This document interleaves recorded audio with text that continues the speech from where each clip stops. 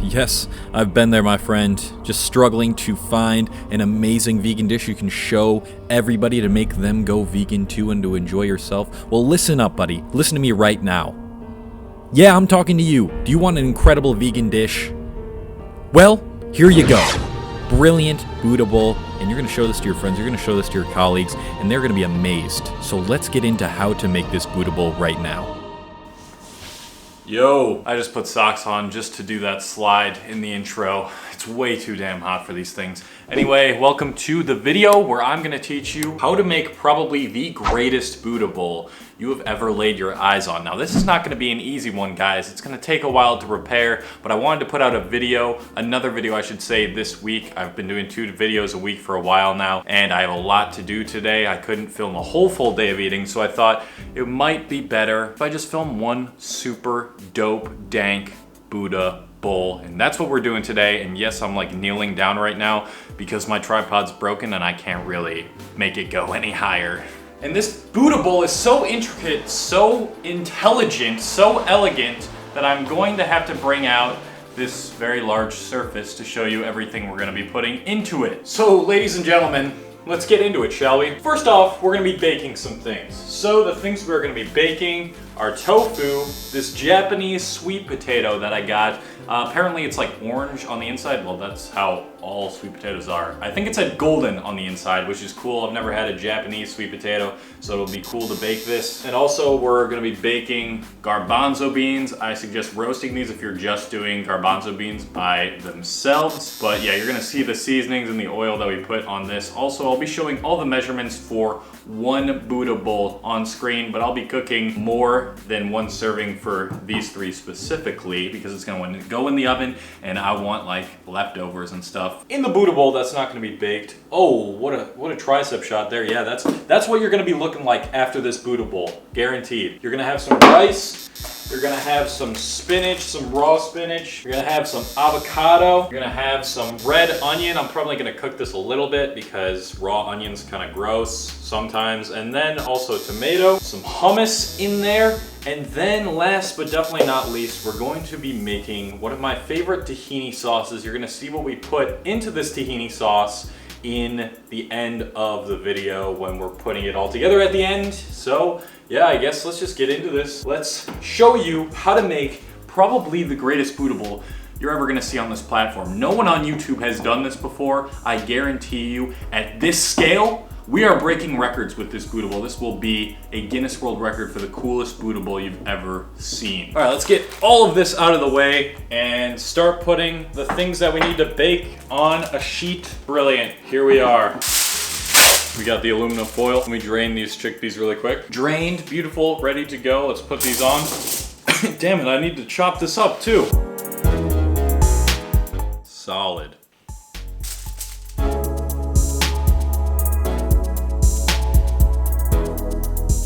Solid. And we want these to all be separate on here, so when we're actually like laying this out in the Buddha bowl, that they get their own separate place in the bowl. I really wonder if these sweet potatoes are gonna taste the same as regular sweet potatoes. All right, it's an important time in the video. It's the time where I show you guys what seasonings I'm gonna be using. So first off, we're gonna start off with a little bit of olive oil, totally optional, but I just find it roasts or bakes better with this. Gives a little more flavor. Oh! Now here we go. We got some nutritional yeast. If you guys don't know what this is, it's the greatest vegan seasoning ever. You're not a real vegan if you don't know. Sorry, but it contains a bunch of nutrients, some protein, and it's got a bit of a cheesy flavor to it. So we're gonna add this over all of the things here. Gonna be adding some garlic powder. Garlic. We can never get enough of it. Some iodized salt, getting some iodine in while also making this taste better. Iodine is such an important, critical nutrient that a lot of vegans don't get a lot of. So using some salt is great for that. Then we got onion powder. Even though we're putting onions in there, I just want some onion flavorness to these things that are getting baked. And lastly, some paprika and chili powder. Now I just want to spread this out as much as I can, so nothing's really stacked on top of each other because I think that causes bad cooking. But check this out, guys. Yeah, that's what I'm talking about. Right there, that's what gets me going these days. And I mean that in a totally sexual way. Forgot I was recording when I said this next bit, but we just put it into the oven at 400 degrees Fahrenheit. I think that's gonna be pretty good for 25 minutes. So we just threw it in there. Boom. I'll let you guys know if it needs more or less time once it is done. And while that's happening, why not make the tahini sauce and put it in the fridge when we're done with it so it can be nice and cool when we put it on top of our Buddha bowl? That sounds like a great idea. So we got the magic bullet that we're gonna use to blend this tahini sauce. The magic bullet should not be called the magic bullet because there's nothing magic about it. It's terrible. All right, let's show you what's going in the sauce. I have featured this on my channel before, but I thought I'd just show all the new peeps what we're working with here. This is like the least runny tahini ever, so we're gonna throw in a couple tablespoons of tahini. We are going to be adding in some maple syrup. This is great with the fatty flavor of the tahini, and also with what else we're gonna mix this with, which is mustard. Yes, this maple mustard tahini combo is one of the greatest ever. Let me shake this down, but I wouldn't use spicy brown mustard like I have here. Probably a terrible idea, but hopefully that doesn't affect it too much. There we go. I'm probably gonna have to add a little bit of water to make it more runny, but we'll see.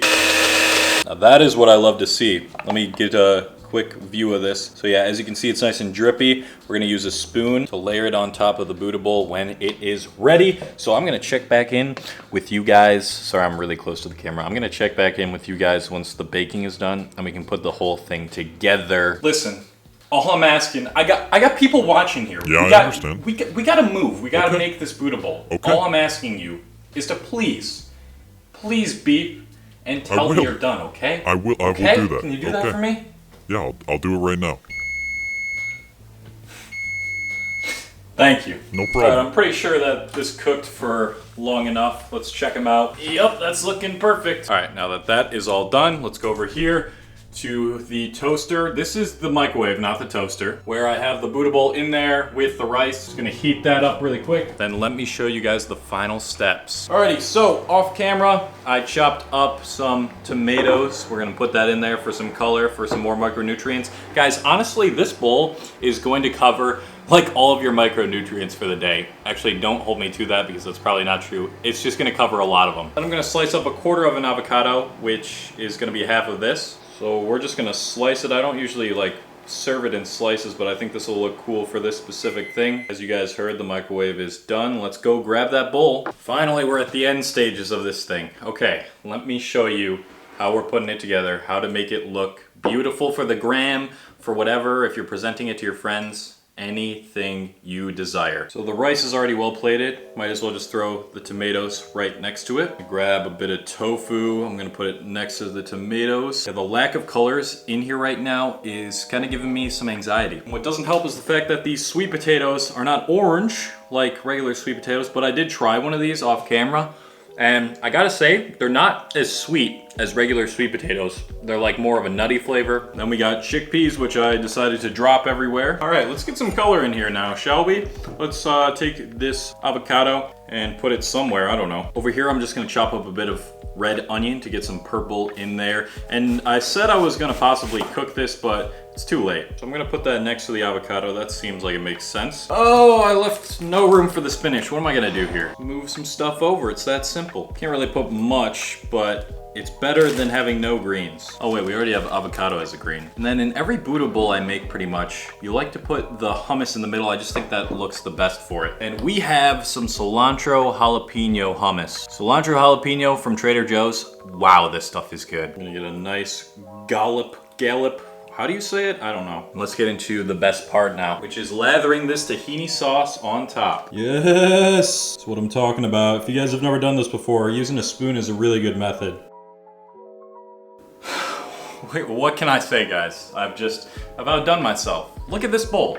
Tell me this is not the most beautiful plate of food you've ever seen. You're gonna impress your friends, you're gonna impress your colleagues, you're gonna impress your family with this. You're gonna make everyone go vegan just because of this one bowl. And because I also put the measurements up, it would only be right to show you guys the macros. So we're gonna see the macros for one bowl of this on screen right now, and I'm gonna assume that this is a lot of freaking calories because there's the avocado, there's a lot of fats in there, there's the hummus, there's the rice, there's all the oil that we used on all of that stuff. So yeah, what I can assume, I don't have it calculated right now, but you guys will see it on screen, is that this is a lot. So if you guys wanna see more cooking videos like this and not full day of eatings, let me know in the comments. It's just been really hard to film full day of eatings, especially today when I'm so busy, and also I just don't eat different foods every single day, so it would just be boring, but this was a nice way to spice it up. If you learned something and you're gonna make this meal, let me know, and leave a like on the video if it helped you and if you